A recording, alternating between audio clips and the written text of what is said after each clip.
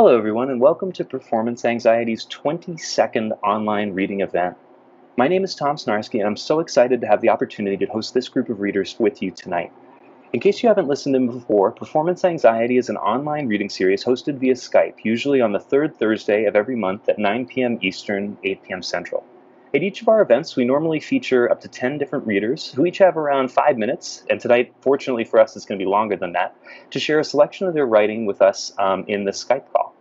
Having all these slots every month means we're always looking for folks who would be interested in reading with us, and if they're a past reader or a new reader, you're more than welcome. So if you are or know a poet or writer who'd be interested in sharing their work at a future event, please get in touch with us via the Performance Anxiety Twitter account. It's at PerformanceANXT, all one word. Or you can DM the co-organizers directly. I'm at Tom Snarsky, TOMSNARSKY on Twitter and Instagram. Or you can email me at tomsnarsky@gmail.com. You can also get in touch with Kristin Garth, our other co-organizer, who I'm also very excited to introduce as our first reader of the evening. So Kristin Garth, who I have the privilege to introduce first tonight, is the author of 17 books of poetry, including Flutter Gothic, Southern Gothic Fever Dream, The Meadow, which is my favorite, and Candy Cigarette Woman Child Noir. She's the dollhouse architect of Pink Plastic House, a tiny journal, and has a weekly sonnet podcast called Kristin Whispers Sonnets. She's editing an anthology on the film Eyes Wide Shut for the Daily Drunk, and submissions for it are open now. Thank you very much, Kristin. I'm excited to read some of the poems, or hear some of the poems you're going to read today. All right. Yes, I am editing an anthology for the Daily Drunk on the movie Eyes Wide Shut, which I've always loved and have written a few poems about. And so I'm going to read one of those first. And you can find submission guidelines for the anthology at the Daily Drunk under their ebook section. And it's like under coming soon. Denmark. You wander into Denmark uninvited, enticed by naked sounds, my gated grounds, aphrodisiac someone recited inside a piano bar, staccato sounds of penetration with a mask. If asked, one uttered word, Denmark, becomes a key to verboten, velvet-cloaked sodomy, backbent whores and antique tabletop orgies, a blinded man's prophecy, his proffer towards a rotten state made masquerade, where even a doctor is considered pauper. Trespasser in a billionaire's gangbang charade. I am secretly maintained, manicured. You can violate me with a word. And to read another sexual poem, I'm going to be reading this one I wrote the other day called Pet the Bunny. I used to serve in houses with hierarchies, inhabitants instructed, visitors flown in like me for the ceremonies, where we were posed before inquisitors. The master chose to pet the bunny, pull its hair, rip away the underwear. How I would wiggle before them pink, the excavated, hidden heat, forbidden hair. I was a ritual before I was even there. Something supple in a cage, something legally of age, something paused and poised in lights, something whose buried rage you let loose some nights, then send me away to woods befitting my naivete. And the next one is a poem I wrote about recently about stripping, and I was telling somebody about how painful it is on your knees and how for years after stripping, I did not want to be on my knee. I mean, it's a hard job on your body. And part of when you're in a strip club is you don't want to look like the experienced girl or the hunter. You know, you want to look like, especially I was like the schoolgirl, so I wanted to look, oh, I just wandered in here and I have no idea, what's about to happen here, And so you didn't want to look injured. You didn't want to look like somebody who's been there. So anyway, this is about where I would wear a Hello Kitty Band-Aid and then I have to choose which knee, hurt worse to get the Band-Aid. So anyway, Hello Kitty Band-Aid. I used to crawl professionally, a Hello Kitty Band-Aid upon an imperiled knee, the other equally as sore, though I must each night determine which one hurts more. One, it's pretend, a useful accessory in schoolgirl fashion to complement plaid I twirl in, 5-inch platform heels, mean green neon world. Two, it means I'm not what I seem, virgin, newbie to this topless scene, but veteran, despite my pigtails, wounded wolf, sheep-skinned. Imagine entrails of many strange men, to which I weakly, meekly, wounded, crawl, instead of a slightly used, naive fuck doll.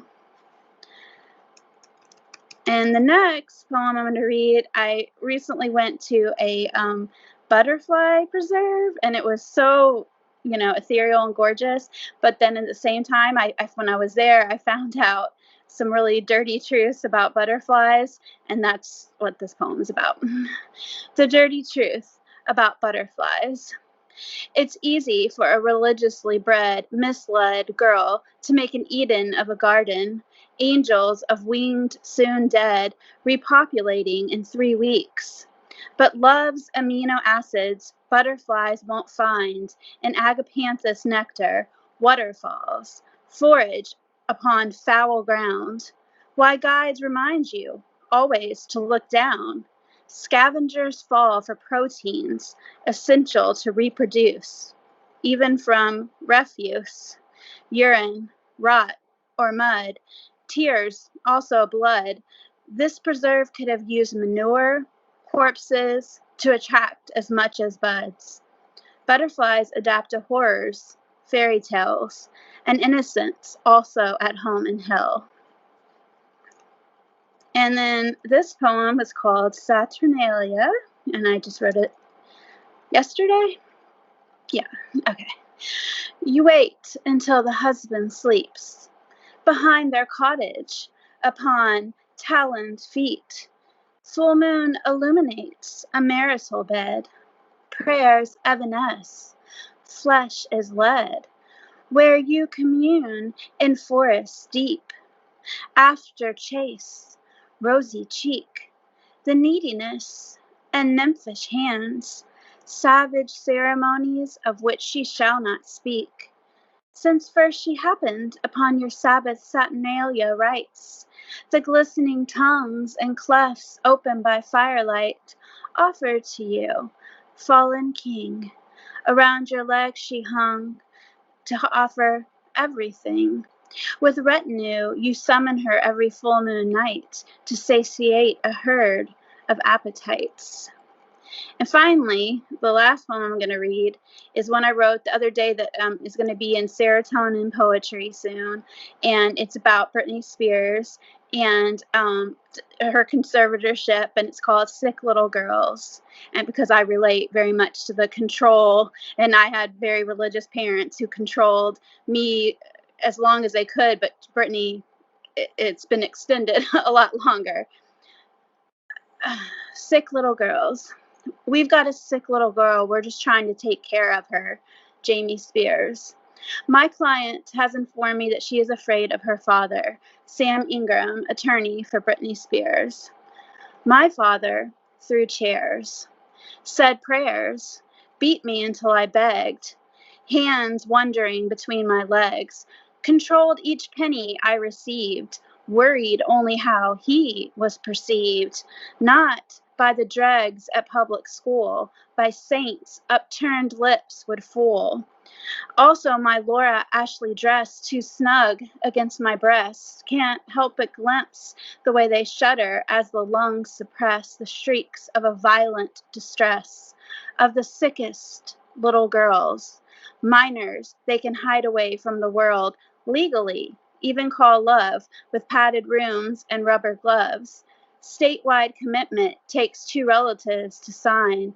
Threat I'll outgrow, though Britney remains confined. Thank you, guys. Thank you so much, Kristin, for getting things started tonight and for bringing Britney Spears into this space. Also for continuing the venerated performance anxiety tradition of new shit and reading new poems for the world. That again was Kristin Garth, co-organizer of Performance Anxiety, an amazing poet.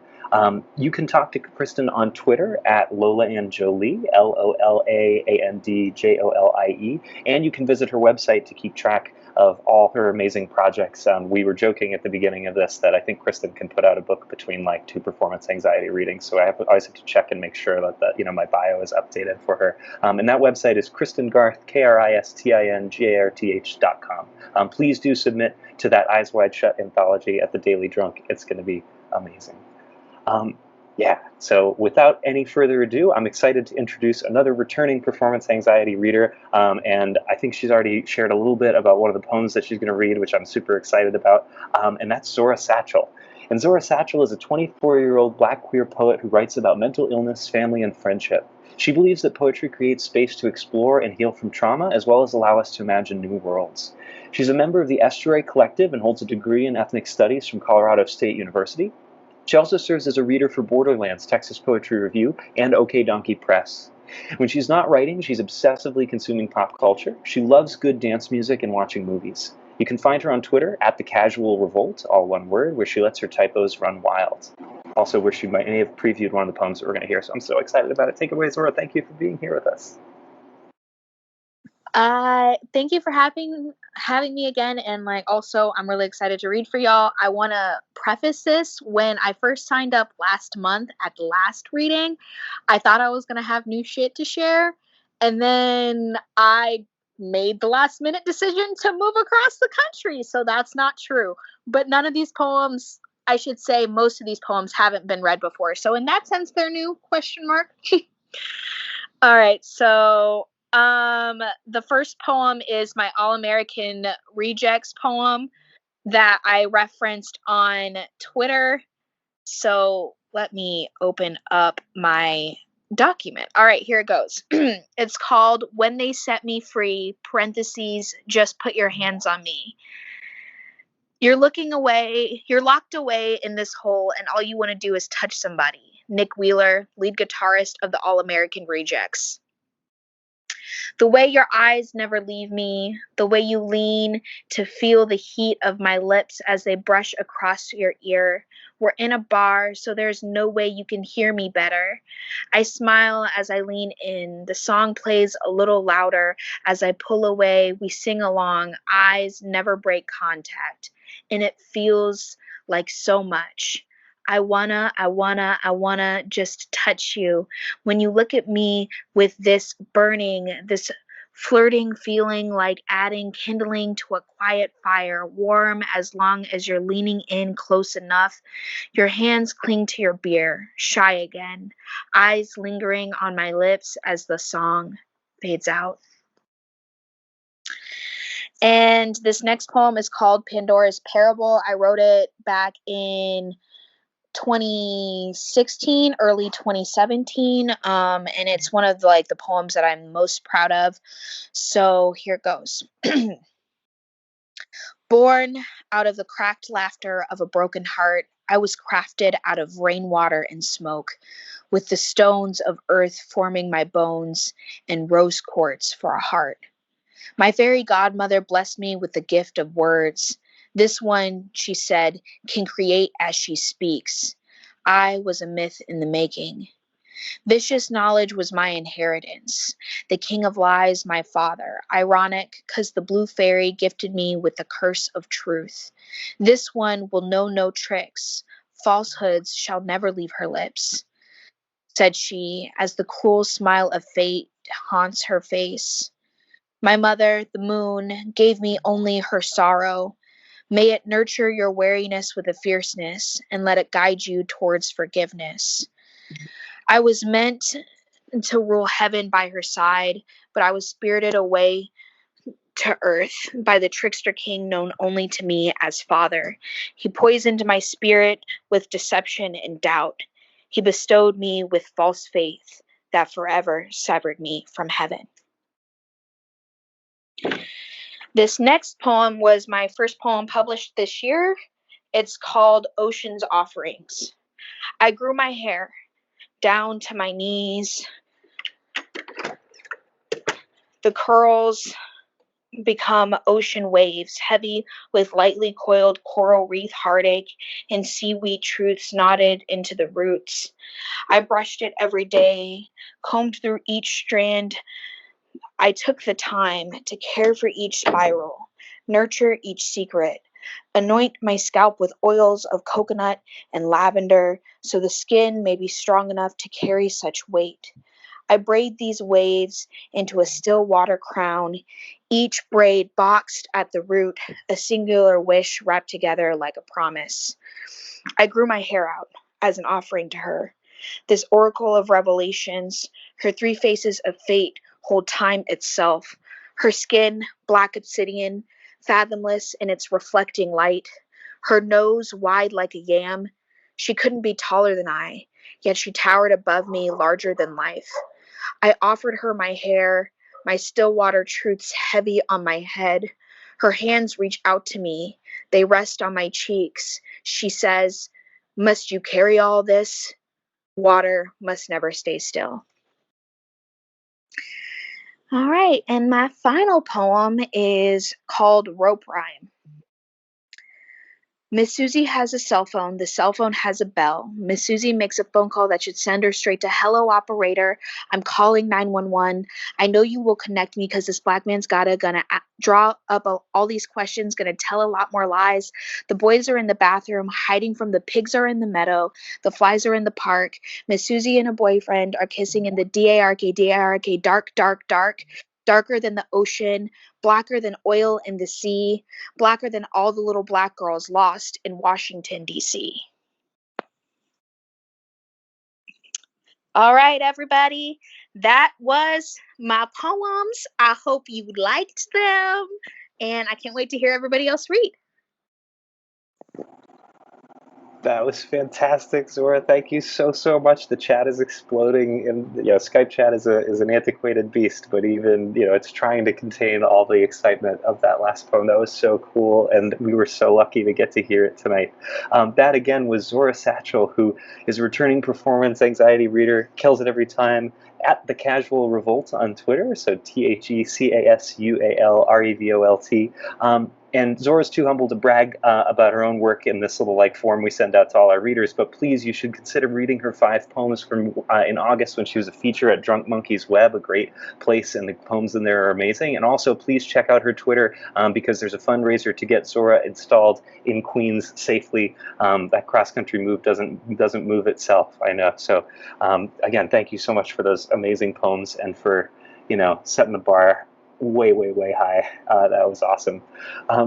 So yeah, well, as I collect myself and try to alt tab fast and seamlessly, our next reader, who I'm super excited to introduce, a first-time reader at Performance Anxiety, is Jenny De La O. And Jenny De La O is an Afro-Cuban poet and storyteller out of Detroit. She's co-founder of the Estuary Collective and edits poetry for Kissing Dynamite. Jenny, thank you so much for being here and for repping the Estuary Collective. Thank you, and take it away. Thank you for having me. Tough act to follow. Okay, I'm going to read. None of these are necessarily new poems, but they've not been performed before. I have a very limited performance history. I have a little bit of performance anxiety. So I'm going to start off with a poem that was published by Ghost City Review. It's called 2.0, and it's sort of about anxiety and technology and what we would give to be rid of our anxiety and where that all goes. So he was so happy that day, came home with a big box. Its name is Dorian. How clever is that, he said. I remember feeling amused and warm that he knew the story. I should have wondered how much he remembered, how much it would take. Instead, I laughed. Set it up. This will be good for him, I prayed. Not that he wasn't okay, but we were all striving for a better tomorrow starts today, flashed on that display. Dorian, silver spear, sat expectantly while my husband read careful directions, when to recharge, how to connect, Wi-Fi integration, voice recognition, gave it his name and life, allow access, allow access, allow access, always listening, plotting, data points, to a better you in 30 seconds. That's the promise. Touch Dorian here and let it swallow your anxieties whole. Is this email too direct? Is my hair thinning? Everybody hates me. My pants are too tight. My skin is too dull. Am I too old for this? Do I belong here? Will they know I'm a fraud? Am I such a burden? Why am I this way? Will my children's children be indentured to Fed loan too? Is the sun going to explode? Is this job going to last? Will I have enough? What is enough? Am I enough? I'm not enough. I'm almost 30. What have I done? What can we do to afford a house? Gone. And to every I am failing, Dorian says, you are only tricking yourself into failing. At first, things were great. My husband, out of bed at 6 a.m. to make coffee, was delightful. Dorian, glowing in the corner, a minor dread. He was easily swept under the rush of our days. He was faster and lovelier and out of his own way. He is out of his own way. I really did start to think that. I watched my love loop himself into a bow and a lasso and a tightrope, across which deals inched forward, he a lifeline to me, drowning in an ocean of, you should try it, he said. No, I'll leave my body to the rot and the chemists. The broken cupboard of my neurology holds its chips mugs well enough. Synapses rattling and hormones coursing as they do, but damn it if a little part of me didn't love the newly balanced, agile, and relentlessly focused man in bed with me, at the store with me, present with me, so with me that I didn't even notice the first shots fired. Who would notice anything with an empty laundry hamper and an oven full of warm bread? His canceled dentist appointment? A fluke. Because I don't review my credit card statements or listen to my voicemails, I miss the early signs of system overload. Business dinner vanished from his calendar? That's odd. Once I said to him, honey, what does Dorian do with all the bad things he takes away from you? And we tumbled into a discussion of what constitutes badness and relativity, and whether or not fairness should even enter the argument, where artificial intelligence is involved. This isn't Terminator, he'd grinned as we fell into bed, and Dorian glowed in the corner, ominous. But the kissing was so good, I forgot to say all those bad things have to go somewhere. I forgot to tell him about Octavia Butler's organism ship and how what we bury has consequences. Our private pictures texted to his mother? Alarming. Where do all the bad things go? Into the cloud. Into the cloud. A month later, when my happy, soaring Icarus crashed home from work with a box full of all his things, we were too late. Every draft email in his draft folder, sent. He snapped. A gladiator in cargo shorts wielding my meat tenderizer. This isn't Terminator, I shouted. Pieces of Dorian splintered and ricocheting off our freshly painted walls. I watched my husband swing and smash until my protestations crumbled and were swept into the dustpan. He packed up all the shards of it, every scrap of steel, and shipped them back to Boston with a note. This may not be Terminator, but this machine has to be stopped. My wife always says we can't will our emotions away. We have to deal with them. They have to go somewhere. Perhaps I should thank Dorian for putting me through this hell, because I see now she's right. If you have any sense, you'll scrap this project. It was over. Like taking your shoes off after a long flight. Little by little, the dents disappeared, and we eased back into our inferior selves. Pettiness and procrastination spread like salve over our mechanical gouge. And just when the laundry bin was piled high enough to feel normal again, another box arrived. The note read, Dear Icarus, thank you for your feedback. Another beta tester experienced similar interface malfunctions with Dorian 1.0. We've worked that all out now. Instead of uploading to the cloud, Dorian 2.0 captures all that toxicity in a 3D printed cube. Care to give it a whirl? That's 2.0. It's a little long. I don't know where I am with the time now. Okay. This next poem I'm going to read is unpublished, so okay, new. And it's at the beginning of the pandemic in April when everyone was doing a 30 for 30. I did a prompt online. I can't remember who posted it, but basically the idea was to imagine your personal history as a garden.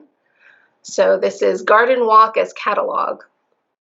If the grass seems squirmier, more vivid, like it might have muscles, if you could touch it, Don't fight that sensation. This is a flood of serotonin, flashing joy, so overwhelming it can wash away the idea of roller skating or climbing a tree.